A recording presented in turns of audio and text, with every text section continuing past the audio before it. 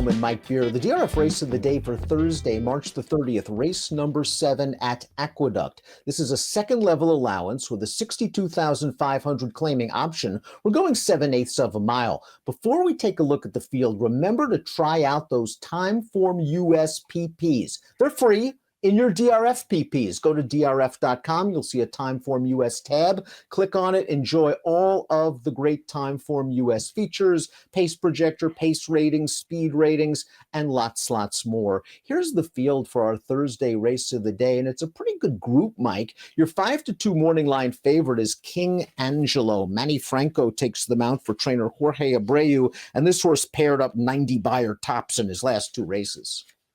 Yeah, can't knock his form since they got him back over to the dirt courses for his last 3 starts. He's in really good form. He has, however, been defeated by Sheriff Bianco, who's also in here, defeated by Big Engine last time. So it's not like even if he winds up being the favorite, that he doesn't really have an edge on this field.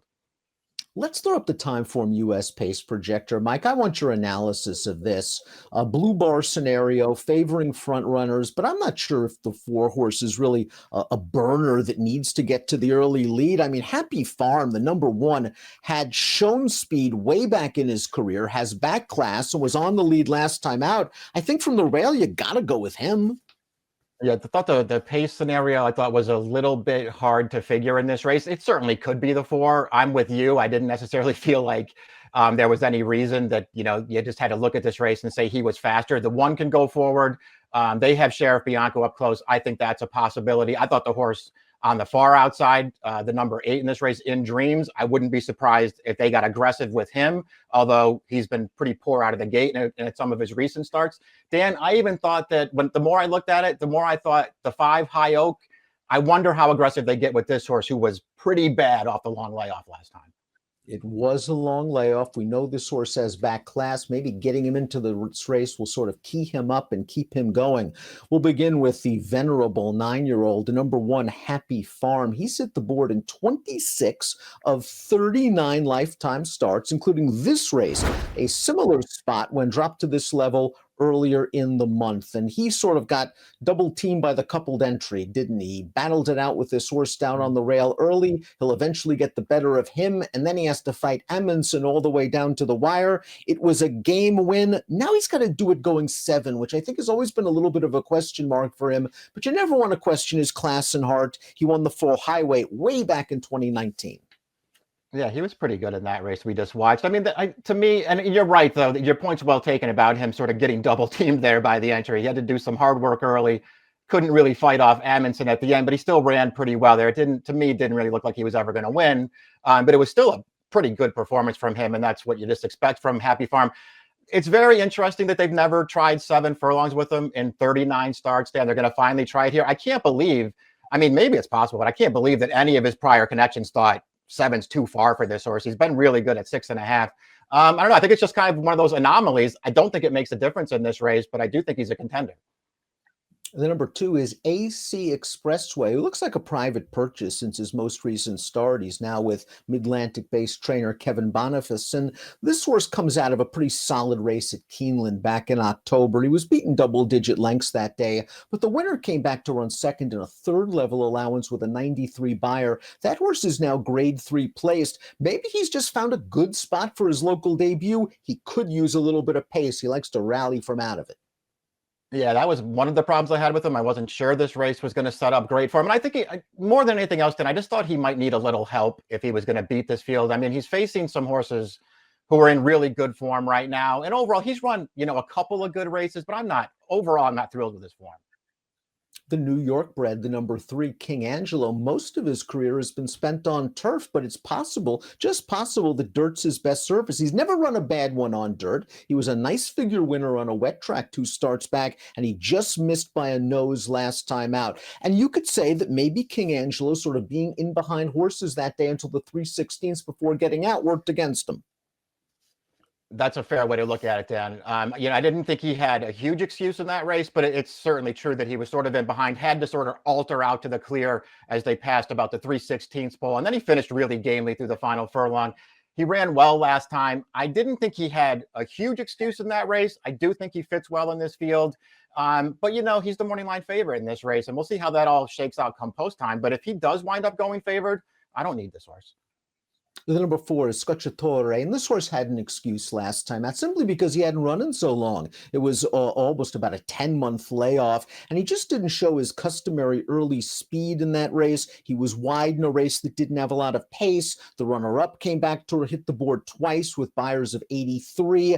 I think he can take a step forward, and he does have winning experience second off the layoff in the past. Yeah, those things are all very valid points, Dan. We'll see what he winds up doing in here. I wouldn't be too hard on him for the last race. I didn't think he ran great in there, but it was a pretty long layoff. Really, though, if you start taking apart his other dirt races, and they're fine, he's been pretty consistent on dirt. He's got that one really fast race a couple of summers ago when he got rained off the turf. Other than that, I mean, do any of his other dirt races really make him a major player in here? I could go either way on that. The number 5 is High Oak, and this Bill Mott trainee began his career with a lot of promise. He won the Saratoga Special in his second lifetime start. He wasn't embarrassed by the good 2-year-old Gunite and the Hopeful, and then he made his seasonal debut in the Fountain of Youth, and he clipped heels and fell. Now, they were going to run him in the Wood Memorial off that race. He came up with some filling in an ankle. They said, okay, no big deal. We'll reroute him to the Pat Day Mile. That didn't work out either. They found bone bruising, and High Oak was away for a long time. He came back. He didn't run very well, but he ran into a stakes caliber field, Mike. White Barrios heading for the Carter. The third place finisher came back and earned a 95 buyer, winning a starter allowance the other day. Yeah, it's a really good field that he came back in last time. White Barrios good. The runner-up in that race, Wayburn's a graded stakes winner in the past. Collaborate's a good horse. He was in tough last time. He was also awful in that race, Dan. He got forward up the rail. He was all done by the time that field got to the quarter pole, and he just stopped through the stretch. It was a pretty poor performance, but I mean, I think he's the kind of horse you want to give a little leeway to. He didn't even get to run as a 3-year-old after that Fountain of Youth, get the long layoff last time in a tough spot. So I won't be too hard on him for it. He still has a lot to prove. And to me, more than anybody else in this field, it's all about what kind of price. If he takes money in here, he's not for me. If he's some kind of big price, I could use him. The 6 is Sheriff Bianco, a very consistent runner. He's been on the board in 14 of 17 starts. He finished behind Big Engine and King Angelo last time out. He was up close to the pace turning into the stretch. Was just a little bit one-paced. That coming on the heels of a 96 buyer performance. Now, I know you're not a big bounce guy, but he was coming back pretty quick off that 96. Yeah, agreed, Dan. He's a lot like the other horse in this race, King Angelo, in that it took him forever to get this horse back on dirt. And once they did, it seemed like he got really good. This seems like his surface. And I'm kind of with you on that most recent start, Dan. I feel like it might have been a little bit too quick back, especially when you consider his prior race. They tried to stretch him out to a mile in there, and he worked really, really hard in that race. He had the lead in the stretch. He couldn't hold on over the closing Bourbonic, but he did a lot of hard work in that race. I think it caught up to him last time because he didn't really have an excuse when he got beat by a couple of these horses. I'd be willing to give him the benefit of the doubt for that. He's had a little time since then, and his form prior to that, all really good.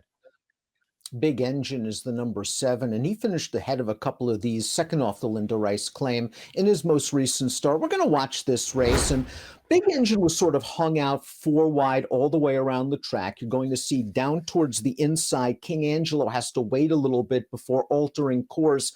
Who, in your opinion, had the worst trip, if any? At least this horse on the outside, the winner, Big Engine, was in the clear. He was able to wear them down, and he lost ground all the way around the track. Yeah, he did. He was wide all the way on track. I think the other thing that might go at least a little overlooked in this race, Dan, is that Big Engine, for the most part, he's been a one-run closer throughout his career. He kept close to the pace last time and still finished that race off pretty well. I didn't love the trip King Angelo got. I thought he ran fine in there, but I also thought Big Engine ran well. Also, Sheriff Bianco, to me, was the disappointment in that race, but we've already talked about maybe ways to mitigate that performance. We'll see. Listen, Big Engine, rock solid horse, always shows up. I'll expect him to run well again for Linda Rice, but he was 11-1 last time. He's going to be a much shorter price in here. Took the words right out of my mouth. He was a big price last time out. Now he's 9-2 on our colleague David Aragona's morning line. Completing the field is the 8 in Dreams, who was 5th last time out. But I just wonder if this horse is slowly racing himself back into shape. He's had 3 runs off of a lengthy layoff for a very good young trainer. Last time out, though, he was completely outrun in the early going. Yeah, it didn't break great in that race last time, and then just never really made an impression. In the race, he did pick up a little bit of ground late, but he was never involved. Also, when they came back off the layoff in November, Dan stumbled terribly at the start of that race. I feel like you want to give him a pass for that one as well. We'll see if you're right. Maybe he is racing himself back into shape. He's another one of those horses, though. When I went back and looked at his, I guess, his good performances from earlier on, wasn't really blown away by them, Dan. I think this might be a tough spot for him. Wouldn't mind a wet track if that situation arises. I did like his win, a first level allowance win at Oaklawn over a wet track way back in 2021. Before we get to our top selections, please, please, please click the subscribe button on the Daily Racing Form YouTube channel for the latest DRF videos. Top pick time for our Thursday race of the day. Mike's going with Sheriff Bianco, the number 6. I think he made a very, very good case for this horse. Gets a little bit of a freshening this time around for Linda Rice and has very good tactical speed. Yeah, that was one of the main points for me in this race. I want to give him a pass for the last one. I do think he ran pretty poorly, but I thought there were ways to get past it. And I think he's going to get a really good trip in this race.